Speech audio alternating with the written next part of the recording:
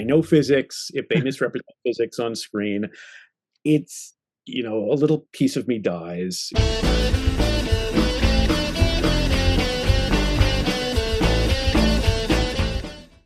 Three Body Problem kept making me want to say Three Dog Night. Three Body Problem was a different take on science. Yeah, Three Body Problem was intense. Hello, everybody, and welcome to Fallingtower's Watch the First podcast, the podcast in which we watch the first episode of a series so that you don't have to. But you still can. Hell yeah.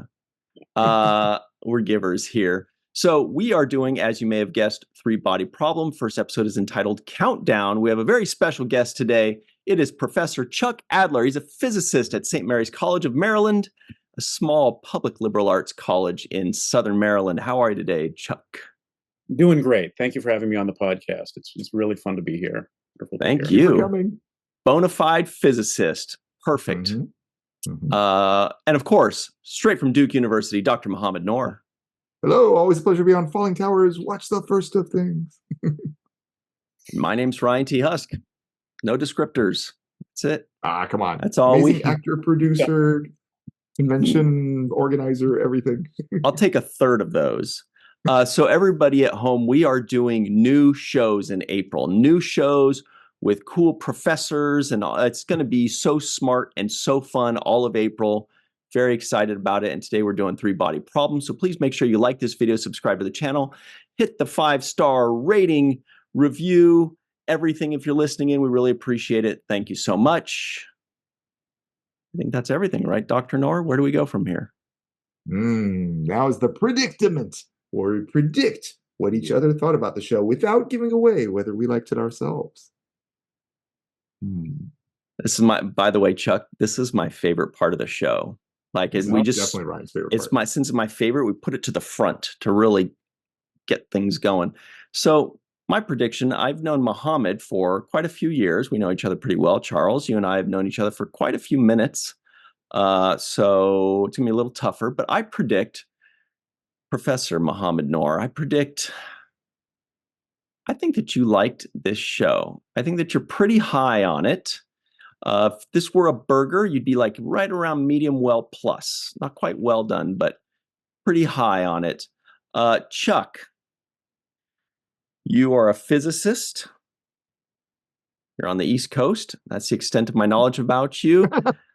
I think that you were pretty interested, but sometimes experts in their field, they don't go like, wow, I'm so glad they're including my field. They're going, that's wrong, that's silly.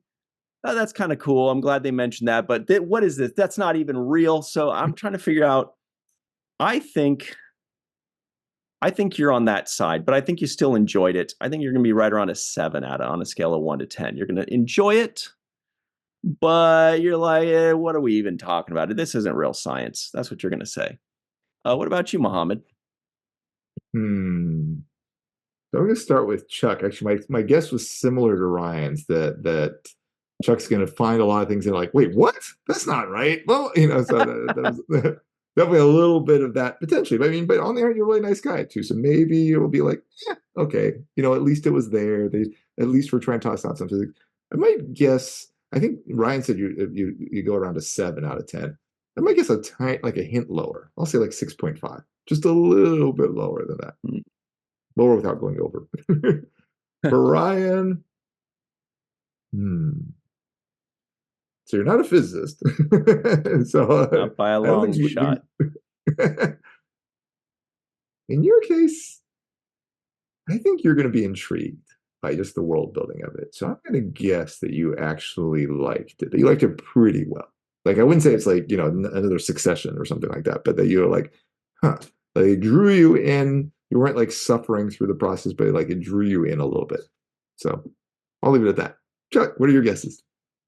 Okay. My guess is I'll start with Mohammed because, again, I know Mohammed longer.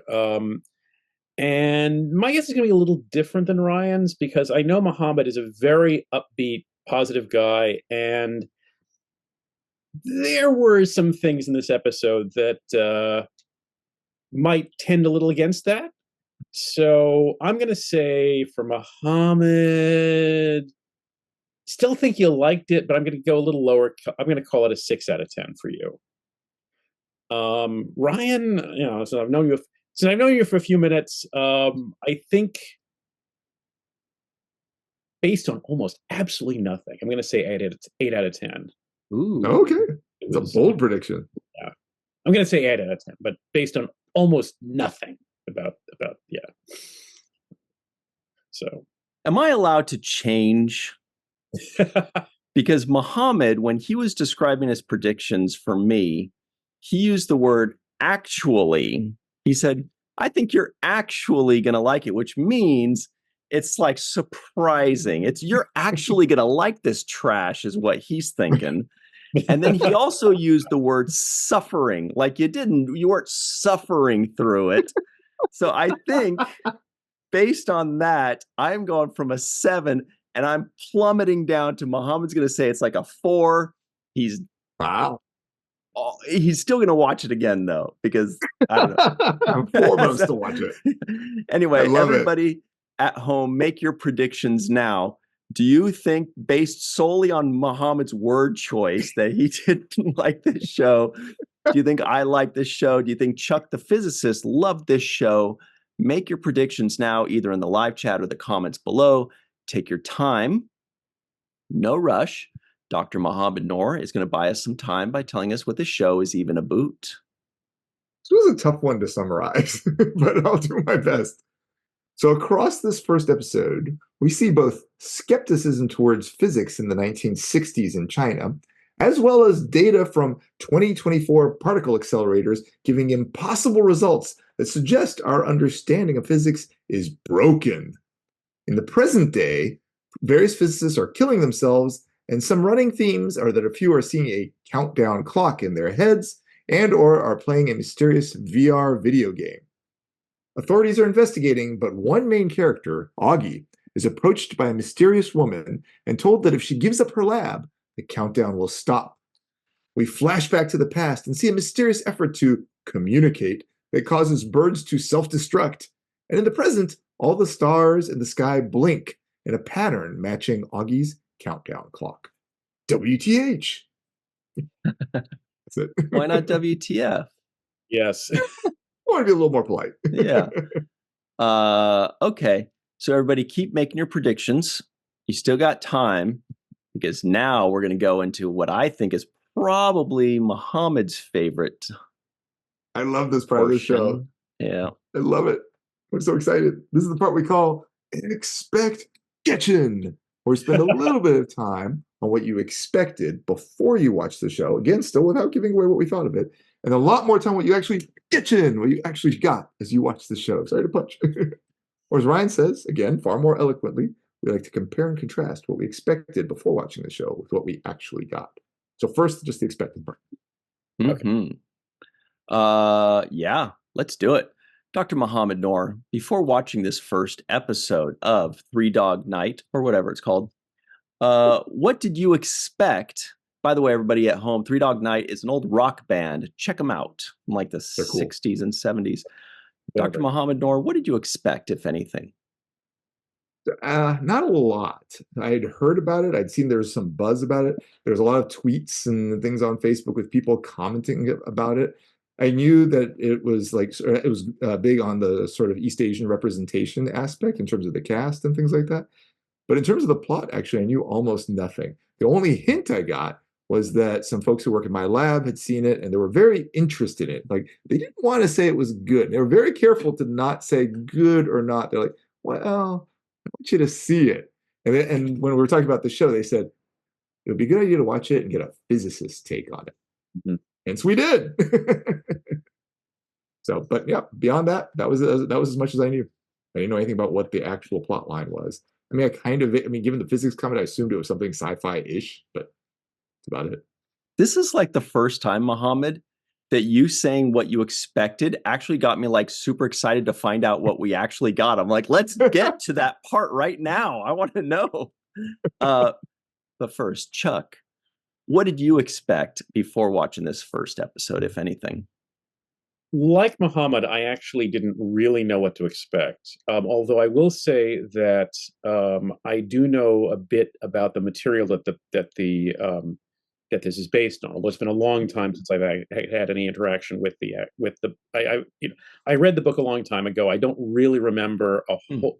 I didn't really remember a whole lot about the book, but I was expecting more or less kind of a standard science fiction story. And from what I remember of the book, it was what you'd call a hard science fiction story, one that basically has a lot of physics in it, a lot of, kind of scientific ideas, things like that. And I do remember that, I do remember that there were parts that were set during the Cultural Revolution. I remember there was parts set in the modern times, but that was about all I remembered about it. I don't, and so, as I said, I think I read the book when it first came out, which I think was a decade ago. I'm not Hmm. 100% sure, but Okay. that was well, that's more or less what I was expecting, kind of a straight up science fiction story, um, with a lot of kind of hard science in it. Wow, this is good stuff. All right. I didn't even know it was based on a book. Right. So I'll tell you all what I expected, if anything. I'd heard of it. I'd heard of it maybe a couple months ago. Maybe that's when it came out, maybe 2, 3, 4 months ago. I feel like it was out in the ether. And I couldn't remember really the title. The title didn't really make sense to me. Um, and recently, it kind of felt like it was all the rage. It kind of felt like people were talking about it in a big way. Every once in a while, there's something that comes out that people are going ballistic for. And so, and I knew it was sci-fi. That's really all I knew. I didn't know anything about the show. And so I expected I'm going to watch a pretty damn good show tonight when I would put this on. I said, here we go. I am looking forward to a very entertaining hour. And that's what Muhammad is giving That's away. intimidating the way you said that, because it's like, I was expecting this high, like, uh-oh. That is what I was expecting. I was excited for it. I thought this is going to be great. I don't know anything about it, but I bet it's going to be good. That's what we expected. All right, everybody, pencils down. Number 2 pencils and those, what are those Scantron things? Remember Scan with the bubbles? Oh my gosh, Scantron. Antron, yeah. That's high school, man. Yeah. Put those down too, because now you're about to find out what we actually got. Dr. Muhammad Noor, what did you actually get? It's enjoyable and confusing, but in some sense, almost like enjoyably confusing. Is the way I think I would put it that way. Chuck was right about the beginning part, like the sort of the brutalization there. I did not like that. I was like, it was not a great start for me with this person being tortured and their wife calling them out, and the kids suffering watching their dad be tortured to death. Like, not drawing me in. Fortunately, most of it wasn't that. There were kind of the random suicides, but like they at least weren't as gruesome, so that didn't detract so much from me. But plot wise, I was drawn in. I mean, especially from the point when Augie first saw the clock, like the countdown clock, like, oh, what's happening? And then when that lady came and was talking to her, like clearly who knew about this and knew of a way to stop it, like, oh, is this some sort of like government conspiracy or something like that? That then drew me. It's like, okay, now there's something around this to basically make me a little bit more excited. Honestly, like I'll say, I know very little physics. I mean, I took 2 semesters of physics in college, and that's all the physics I've ever had, and that was 1991 to 92. So that's a long time ago that I had any physics. So I mean, I'd heard of the through body problem. I remember it had something to do with like orbits, but I couldn't remember like the specifics. And I think even that wasn't even from physics. I think I've heard people mention it in the context of the show, just like, oh yeah, something about orbits. Like, okay, something about orbits, whatever that is. I can add that later if you want. Okay, that'd be useful. Yeah, it'd be interesting to know. But I mean, plot wise, I felt like I was getting drawn in, and it reminded me a little bit of what was the show we saw that was the sequel to Kong Skull Island. It was a Godzilla one recently, right? Yeah, I can't remember, but it reminded me of that because that was one that was jumping back and forth between, again, the 1960s and basically present day. Monarch, Legend of Monsters with That's Josh the one. That's what it Sussman. reminded me of. The jumping back and forth between time and the connections between people. It's like, yeah, this feels like that show again. Which actually, honestly, I like that show, so that was good. There wasn't much I didn't like. Honestly, the thing that turned me off the most, aside from the violence and blood and stuff like that, and gore, the very last scene I hated. I was like, oh, the blinking stars. I was like, what is that?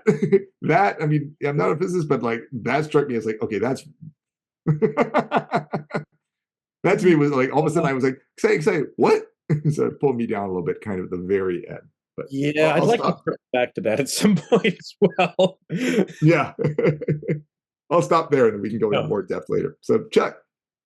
Okay, let me make an analogy. Have either of you seen the animated movie Watership Down? Mm-mm. No, or have read heard of it. Never mind. Then I'll make a more modern analogy. Okay, let's say that you knew very little about Squid Game, apart from the fact that it was a popular show, and then you'd go on and watch Squid Game without knowing anything about it. That was kind of how I felt watching. I was expecting a science fiction series, and I felt what I got was more straight up horror, or at least psychological horror, or something. As I said, it was intense. I thought it. I'm actually going to say that the first part, the part where the professor's brutalized, I found really interesting, and again, I want to talk about that a little more later on. But I did have the same reactions, like, oh, okay, and again, I didn't think the intensity let up at all while we were watching the entire first show. So that was kind of my reaction, was kind of more or less being stunned by the sheer just intensity and angst, and sort of the horror of the situation that all the people in the first episode were in. And so it was really not what I was expecting to get. And again, it's to a certain extent, I'd forgotten large chunks of the book, although they actually kind of came back to me while I was watching the show. But again, it doesn't kind of hit you the same way when you're reading it versus seeing it on screen. So it was, so that was my reaction to it. It was not what I was expecting to get. Mm-hmm. I had one more quick thing. I forgot. The other thing it reminded me of too is Final Destination. That whole series. Yeah. Okay. Yeah. Countdown. All right. Well, here's the thing, everybody. It's time for me to tell you what I got. I was actually very surprised at how bad this was. I was like, why are you doing this to me? Why am I checking the time every 20 minutes and only 6 minutes have gone by? Why is that physics? I don't know, but it didn't work for me. And I love when we go to a different time. I love when we go to a different place. I love when we have different cultural representation. It's not just cool. It's fun. It's interesting. It gives you something new to chew on. I love that kind of stuff. But man, it felt like it moved so slowly. Interesting. And it just felt so slow. I kept saying, like, is anything going to happen besides in the flashbacks? Otherwise, let's just stay in the flashback forever. Otherwise, all these people are talking over beer. These 19-year-olds that know everything about the universe. Come on. And then the blinking stars. Look, less than Muhammad. I took 1 year of high school physics, and this limited brain was like, there's no way the entire universe of stars can blink unless there's a magic baby Jesus, and we're all wrong, except for a few of you. You know who you are out there. And we're all wrong. And he's playing with a switch. Look, these little bastards don't even know that I hold the key to everything. There's just no way. Anyway, everything else was fine. Okay, I'm going to say one thing. Boy, did I call it wrong when I made a prediction for you. I mean, I liked some things about it, but my overall feeling was just, I kept thinking, this is what I kept thinking. when is it going to get to the good part that I'm expecting? Because I kept thinking there's going to be this crazy twist. There's going to be some big, you'll see it's going to get good and I'll be right about this. And it never happened. And I counted 3 Game of Thrones actors in it, which I thought was fantastic. So I love that. Tarly. Well, yeah, exactly. I love that. Anyway, so what were we going back to? Sir, the Onion Knight. Yeah, him I know. Yeah, and and wasn't there the High Sparrow? Didn't I see him? Was that Jonathan Pryce? Oh, maybe I didn't notice. I thought so. And did I see Keiko? Okay. Yes, she's in the show. Rosalind Chow as well. I'm like, whoa. Yeah. Great casting, everybody.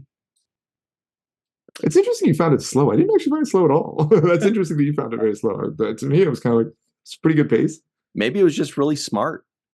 No, I don't think that's it. That's what it was. And I was just like, I think my brain is just running slower, so it was okay.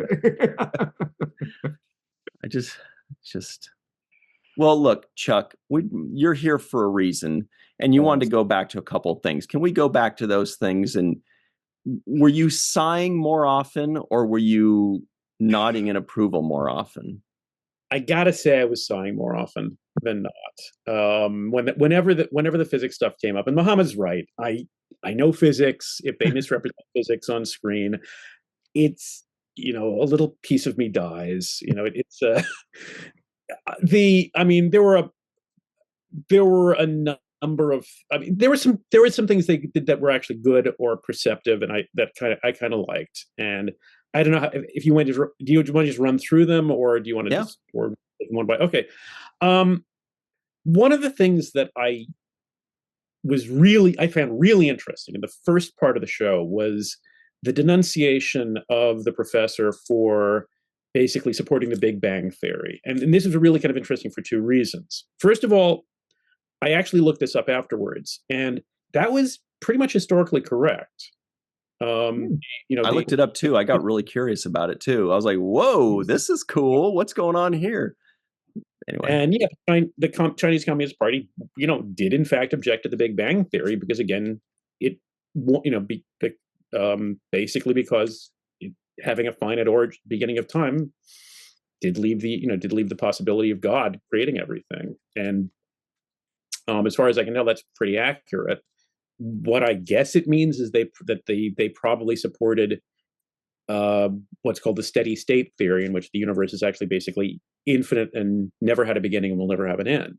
Mm-hmm.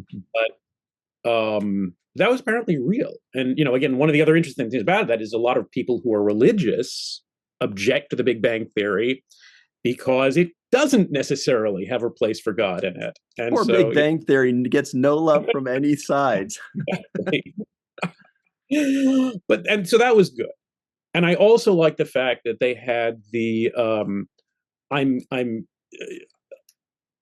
communication with whomever they were was being done by some sort of big radio telescope installation. And one of the cool things about that is that the 1960s was the great era of the radio telescope.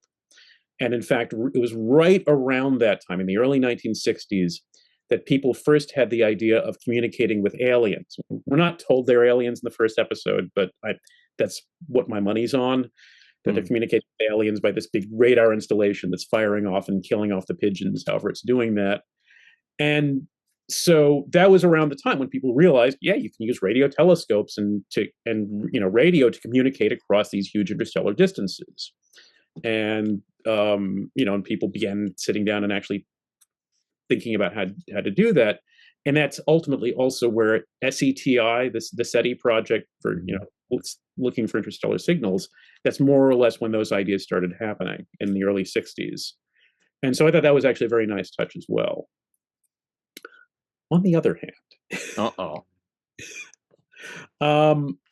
okay. The 3-body problem. Actually, I should start off with that. Please. The 3-body problem, the title is interesting because the 3-body problem basically denotes the problem of the gravitational orbits of 3 things, like 3 planets, 3 stars, 2 planets and a star, something like that, orbiting around each other. And what's famous about it is that it is an unsolvable problem in the sense that for most situations, you can't write down a simple solution for it. Most solutions are chaotic. You can predict the orbits up to a certain extent, but then even if you have really, really good predictive power, eventually the orbits get so complicated that you can't actually track them anymore. And so the three-body problem is a very famous, more or less unsolvable problem in physics. And people have actually spent a lot of time actually looking at solutions for it and trying to figure it out and looking for exact solutions, which, except under very special circumstances, don't exist. So it's an interesting title for the show. And again, based on the book, I know where this fits in, but I'm not going to spoil anything about saying why it fits in with the show. But okay, first of all, my first problem came in with this discussion of how all the laws of physics are not working anymore. And and one of the problems that I had with this was, well, could you be any vaguer about it than what you're saying? I know that it's probably not a great thing to show on a TV show, two physicists getting an argument about why this data is wrong or right or whatever. But in my experience, instead of having these three people kind of sit around and mope and drink a lot or whatever, is that if you put two scientists in a room and they're looking over controversial data, they'll get very excited and start shouting at each other rather than kind of moping around. And it's like, no, you're wrong about this. This is what's really going on. And I think that's a very important point. Yeah. With the depiction of the scientists didn't feel like how I know scientists to be. Scientists are very curious. They're very open-minded and willing to discuss anything. I've famously heard a scientist, I can't remember who it was, but I think he was having an argument about God or something like that. And they're like, if I prove God was real, you'd be so mad. He's like, no, if you proved God's existence, we would carry you out on our shoulders. We would, And I'm like, that's science, is the curiosity and the thirst for knowledge. But anyway, please continue. And no, yeah, exactly. They all seem just too kind of low-key and depressed about the whole thing rather than acting like, real scientists would. Opportunity. Yeah, exactly. Hey, if nothing else, we can put in some proposals and get some more funding to try to figure out why everything's going haywire. Especially if the government's really interested in it, right? I think that the detective said, "Oh, the government's really, unhappy that science is all going wrong." It's like, oh, funding opportunity. Come on, we can get some money for this.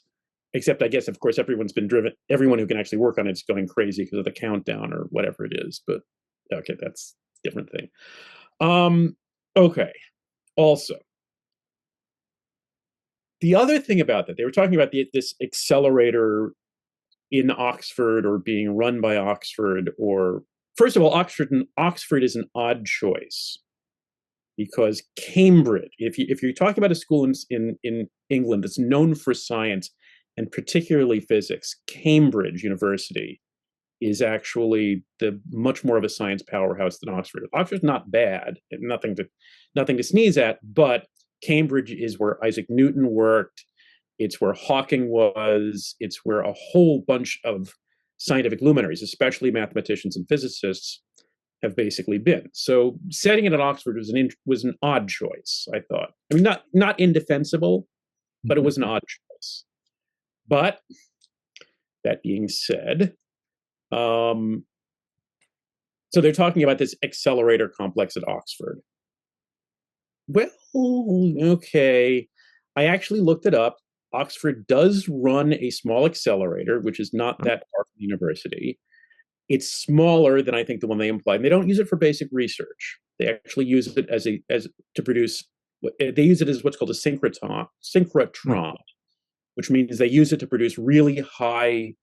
They use it to produce really high intensity radiation, which is mostly used for, I think, medical applications, and I think more technology stuff than basic research. But okay, they got one. On the other hand, when Vera Yi It's suicide in that, that scene, the very Yeah. dramatic scene where she goes in and Yeah. soft. Okay. That's not an accelerator. What you were seeing there, and in fact, actually, one of the physicists later on name checks it. What she dives into is called a water Cherenkov tank. Oh, I think like Cerebro. Yeah, the thing that she, the water thing. Yeah. That was not a photo of, that was not a depiction of any facility at Oxford. That was a depiction of the Super Kamiokande neutrino detector in Japan. At least that is the only structure that I know of that is that size and looks like that. In fact, it looks exactly like that, which means I think they took a picture of it and modeled their thing after that. I think we all knew that, though. We knew that. Or it was place. Cerebro. But it's not an accelerator. It's a neutrino detector. It detects neutrinos, which are emitted by the sun and from cosmic rays. And it's a passive device in the sense that you don't shoot things into it. It's used to actually detect neutrinos. And it's a 15-story tall building filled with water so pure that it would kill you if you drank it. Oh. All these huge the bulby looking things around the side were what are called photomultiplier tubes. These big devices that are really, really sensitive for detecting light. And when a neutrino whizzes through, it hits an electron, the electron whizzes off, produces light, and the detectors see it. And that's what that does.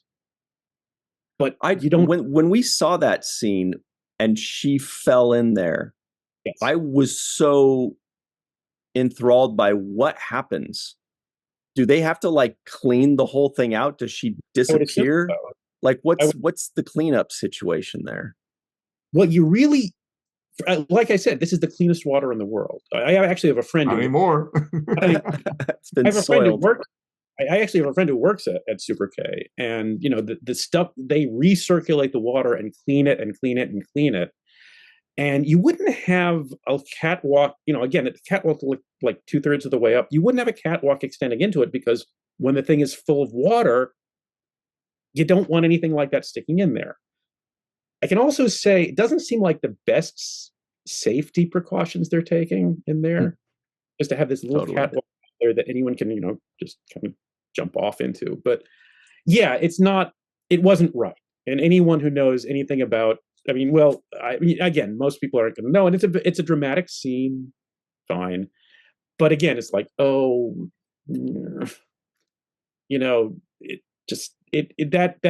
that really kind of detracted from me that she basically goes and does that. So that was one of the things that was just kind of bugging me about that. So that was the big thing, was that I know where that place is, and it's not in Oxford. It's way over in Japan, and there is no place in Oxford you could actually put it because that thing is located in a huge zinc mine in the middle of Japan. And it's under it's under like a mile of rock or something like that. It's buried deep in the mountains of Kamioka Prefecture in Japan. You're not going to fit it in Oxford. So, anyways, I know I'm ranting, but it just bugged me when I saw that. Yeah, Muhammad rants sometimes too. But Muhammad, were there some things that you just hated about it, or were there some things that you want to shed some light on that you loved? There wasn't much I hated. I mean, like I said, I didn't like the violence. Well, actually, I take it back. The one thing I hated was the thing we all talked about, the stars blinking. Like, okay. Yeah. For a second, I thought maybe it's just that person's perception of it, but then it was clear that other people were seeing it. I was like, okay. We're just throwing out any possibility of this being sci-fi now. This is just ridiculous. Yeah. No. Yeah. But that was the one thing I hated. Everything else, like, I didn't hate. I mean, I was very curious about the whole video game thing. Like, yeah, I couldn't tell what the connection. I mean, obviously, this is actually the thing I liked about the show for me personally, is that there were so many mysteries introduced throughout. I was like, what is the story of this video game? What is the story with the countdown? What is going on with the communications? It introduced so many things to me. And each of them, to me, were kind of curious. Like, it wasn't like, I don't care, because if it was an I don't care, then, that wouldn't have kept me at all. But for each one, like, they seemed interesting enough to me that I wanted to know more. I think the blink was supposed to do that, but that did exactly the opposite. I was like, whatever the answer is to that, I'm not going to like it. I felt exactly the same way about the blink. Yes. Yeah, sorry. No, no. No. Yeah, that's the answer for that. Yeah, Yeah, I felt I wanted them to live. I wanted the show to be about what's going on in that video game. I'm like, that's sci-fi. Whatever's going on in there, there's something that's what the show. I want the show to be about. Is they're in in a world where the sun is crazy hot. It is crazy hot, but like even more so in your face. Like that's what I wanted to see, not talking. The thing that the people were wearing for the video game was very interesting because like it's very simple. Like I'm curious that whether people weren't more curious about like, whoa, this is like a video game. How is it a video game? It looks like just a helmet. Right. I mean, exactly. It looked like the helmets that the ancient Greek soldiers used to wear, except covering. Oh. Yeah, I don't know if that's intentional or not, but it just kind of reminded me of that. But or expansion of Wonder Woman's tiara, or something like that. It looks that kind of basic. Here's a fun. I did say something wrong earlier. I said that was Braun. That was Davos, not Braun. Sorry, the guy behind you. Oh, I was going to ask, what's your favorite character? Because for me, it's probably Sir Davos, of course. I don't know what his character was on the show, but I'm like, it's Sir Davos. You know, that's my favorite. What about you guys? You guys have a favorite? I thought about Samuel Tarly for that reason because I loved him in the show. He was Jack in the show, but I was like, but his character actually wasn't that great in the show. Jack Snacks. Yeah, exactly. I mean, his character wasn't that great in the show. So I mean, but seeing him again, I was like, oh, it's Samuel Tarly. I love it. Honestly, probably Vera. Actually, I didn't know she was going to be kind of the main, whereas it seemed by the end like, oh, I guess she is the main. I thought maybe she was going to be a side character, but I found her character development kind of interesting. Was Vera the one who killed herself, or was Vera her? Oh, I'm sorry, not Vera. Sorry, Augie. I said the wrong person. My bad. Augie. Okay, Augie. I apologize. Yeah, Augie. That was ended up being the main character. I think this one, right? Yeah. She was maybe my other one too. She was great. Yeah. My favorite was actually the Chinese physicist at the beginning. I think her name was Ye. She was Vera Ye's mother, right? Like that was shown in the photograph. Ye right? Wenji? Is that what Ye it was? Wenji. Yes. Yeah. Ye Wenji was my favorite character because I thought she was the most intriguing one to me. In that, what's she doing? How is she involved in all of this? Because I think it's pretty clear that she is involved somehow with all of this. Totally. But so she was my favorite. It's like, she clearly has some role to play in this, but it's not at all clear what it is at this point. That wasn't the one that was kind of like the bad guy lady in the past, right? The one that ended up being, because I thought she was really cool. I thought she was I was like, ooh, who's this baddie? Why is she so tough? I like her. Wenji was the one who was like locked up and then tortured and stuff, and then no, not her. The one that was on the bad guy side of it. No, I understand. I'm saying, but Ye Wenji was that one. Yeah. Wait. Hold on. Ye Wenji is. Yeah. You're saying the daughter of the original physicist. Yes, that's right. Yeah. Okay. Yeah. Okay. Were there any moments that made you guys laugh? Because I did. I had zero. I had no ha's written down at all. I feel like there were supposed to be. I feel like we were supposed to laugh at some of this, but I'm not. I didn't see it. I don't have any ha-has in my notes, which is a dead giveaway that I did not even breathe no air out of my nose quickly. I mean, inadvertently, when they showed the picture of Super Kamiokande when it was supposed to be in Oxford, it gave me a chuckle. I don't know. Yeah. But no, nothing in this. Nothing. Yeah, no. Bummer. It was interesting. The speech at the beginning I thought was interesting. Rebellion is just, revolution is righteous. I was like, oh, very interesting. I don't know. Maybe that was the speech that was being used then. I don't know, but I just thought it was interesting. Mm-hmm. I think so. I mean, I think it was. Again, I don't know a whole lot about that period in time, but I looked up a little bit, and it seems like it was, just terrible. Terrible to be in China then, I guess. I mean, and to be some kind of professor. The science one, yeah. Not a good time to be a professor in China. And it was like led by the children, apparently. When I was looking up, like we're talking about like kids just going around saying, nope, sorry, we're taking over now. We're going to kill everybody that says smart stuff that we think is dumb. That's it. You guys are all going to die. They were brutal. Yeah. But Oh, sorry. Go ahead. I was going to say, I actually read the first couple of paragraphs of the book just before we came on because I was, I was just trying to read familiar. Yet the girl in the first scene, in the book, she's 14 years old. Oh, this one was not. No, I know they aged her up. In the book, she's 14. Wow. You're about the being led by youth. Well, speaking of which, everybody, I think it's time to talk about you for a moment, Chuck. Yes. What do you think about that? All We're very right. excited about it. I'm excited. Yeah. Yeah. So tell us, Go ahead.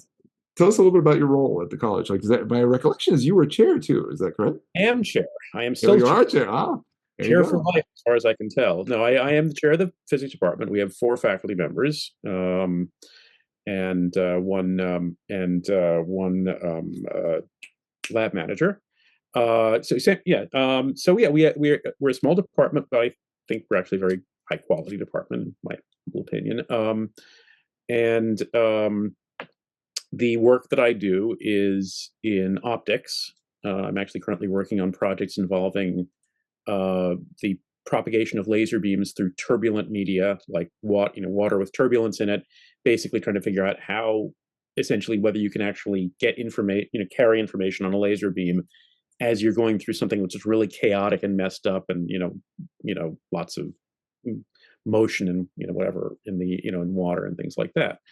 Other stuff that I do, though, I've been a huge science fiction fan for my entire life, and so I actually wrote a book about it, which is This one perchance? At One per ship. Nice.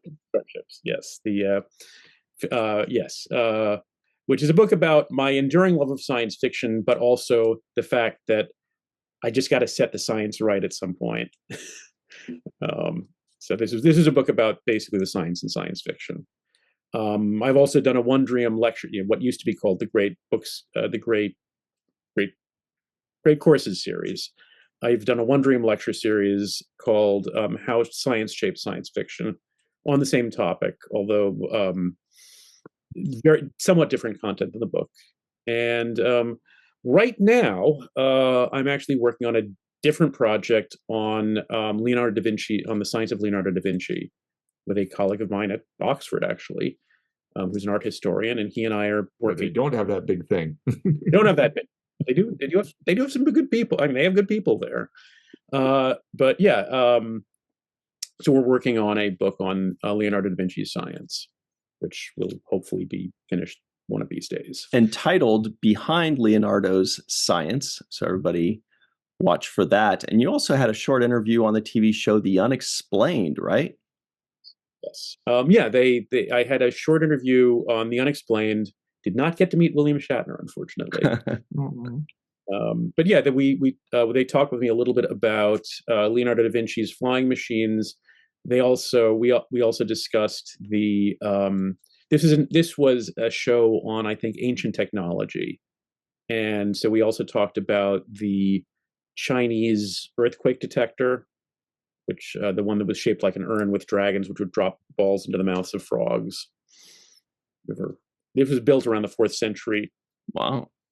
No one really knows how it worked, but apparently it was very sensitive. It was apparently a very sensitive seismograph, so that if there's an earthquake that happened, even many, many miles away, it would shake enough so that the dragon would let go the ball in its mouth and it would drop into the mouth of a frog.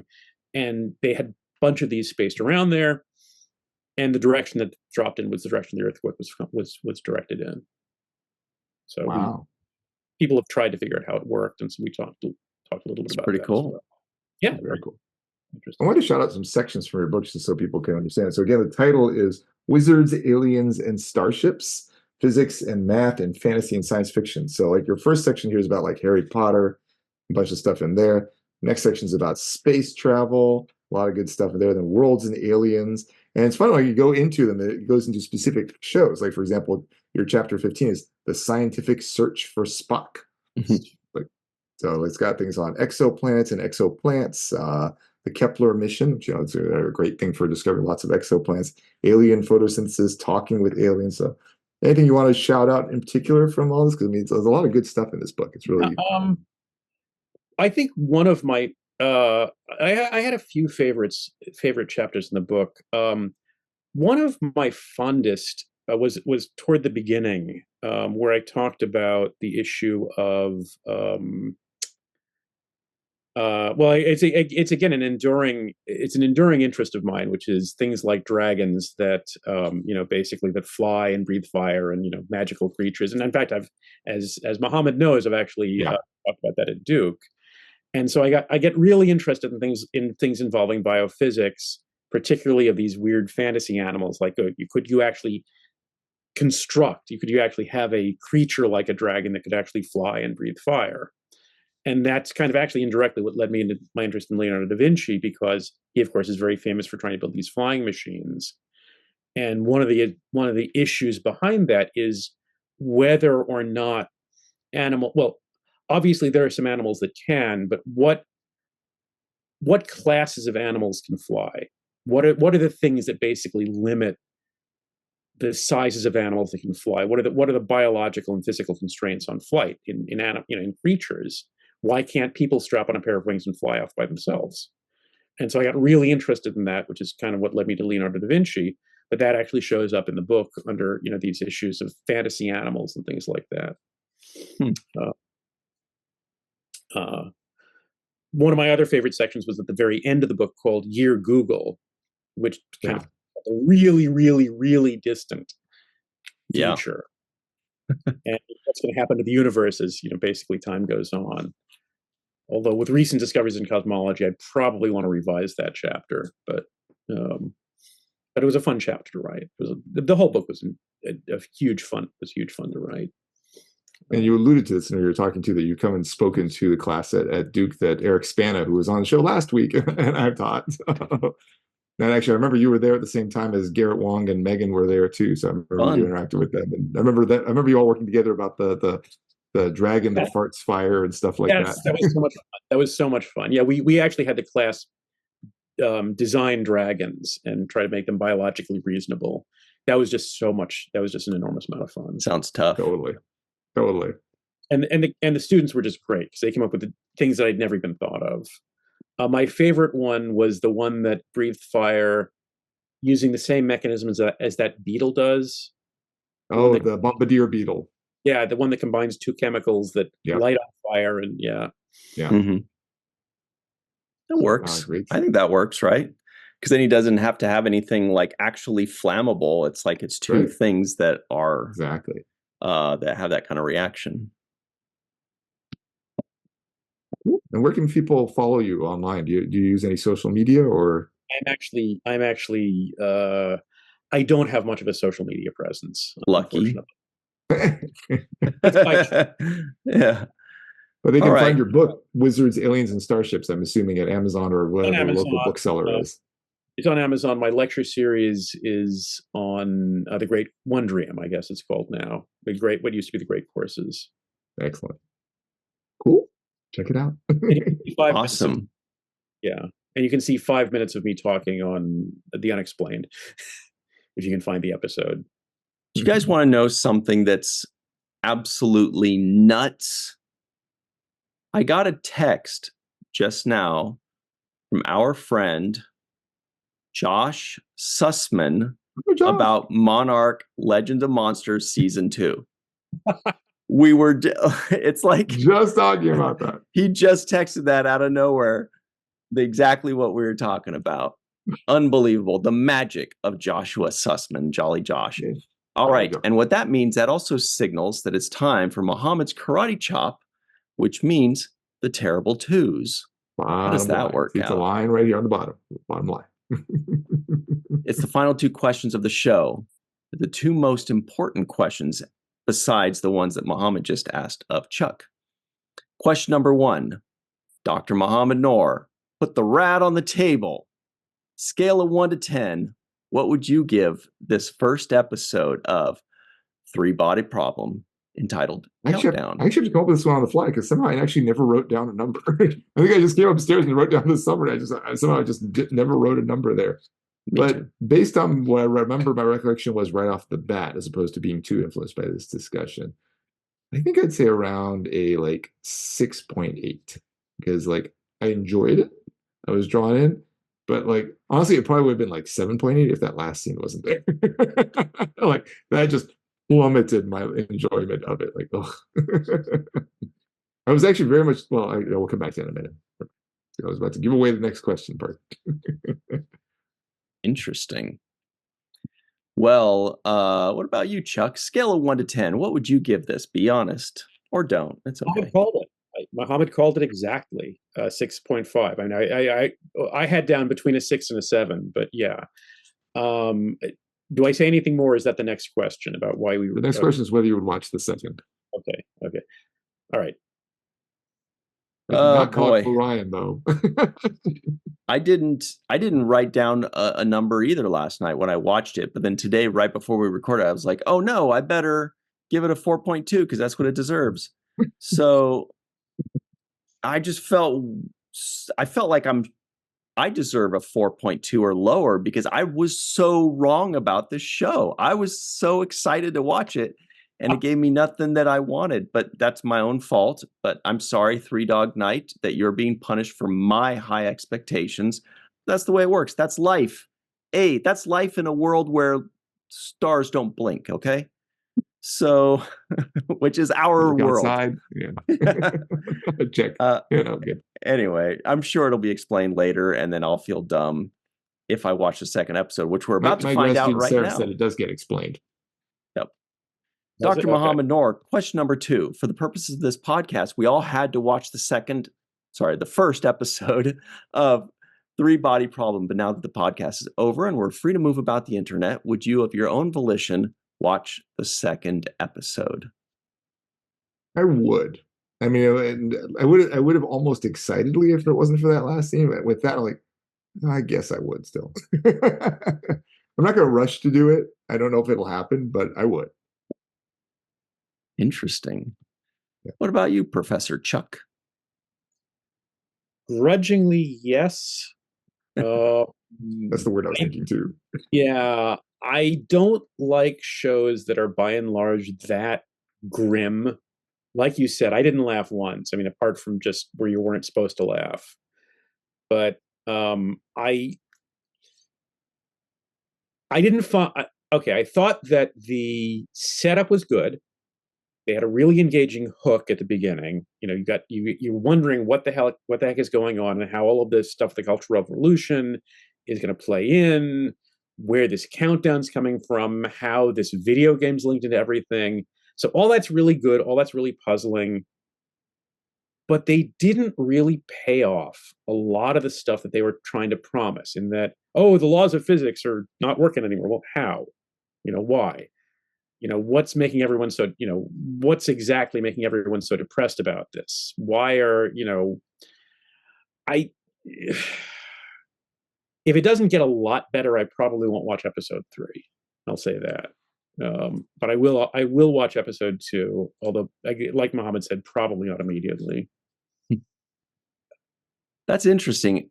I mean, it's a no from me, obviously, because I'm not a masochist, but it was actually pretty close. I'm actually pretty curious because I refuse to accept how wrong. It's like the sunken cost fallacy. I refuse to accept how wrong I am about the show. I'm like, I think it's going to get good. I think Chuck or Muhammad is going to come to me and be like, you should have watched it. It gets really good on episode 4. You needed that first episode, you know. I feel like there's still a really good chance that it's going to get really good. So I'm very curious, but it's still a no. Let me know if I'm wrong. Okay. And Chuck, if you have seen it, you can at this point say it. I have not seen episodes. I've read the book a long time ago, and as I said, I've started rereading the book. Although I'm not beyond the first like 5 pages into the reread. But I don't really remember a whole lot about the book. Yeah. Interesting. I wasn't overwhelmed. Okay, I'll put it that when I was hoping that I would be. Well, that's about it for us, everybody. Let us know in the comments below how wrong or right we are about this show. It's usually the people that love the show that'll let us know, because the people that don't love it aren't watching it. But let us know anyway. And in the comments below, go ahead and make your suggestions of what new show you think we should review next. Type WTF, the show, and where we can stream it. And make sure you like, subscribe, hit the bell icon for notifications. Give us a 5-star rating and a nice review if you're listening in. We'd really appreciate it. What I'm trying to say is this podcast was 3 bodies, but not a problem.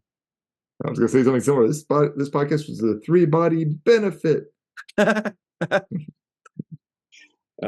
This podcast was 3 bodies, no expectations. Right. It's kind of like when they saw that head on the street, the decapitated head. It was really, did you guys hear about that? And there was like a note on it and he said, "I don't need no body." All right, everybody. Thanks for hanging out with us. That was so much fun to say that joke. I even something from the show at first too. Everybody, please remember what Mr. Michael Kenyon Rosenberg always likes to say. Don't forget to be an organ donor, and don't forget to watch the first of things. All right, everybody, freeze frame like you're a physicist in communist China 1967 trying to talk reason into them.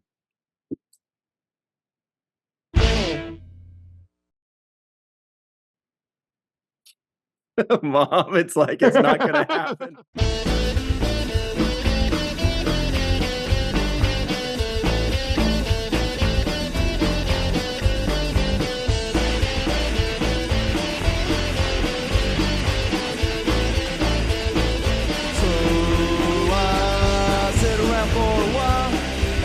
That shitty smile and pretend that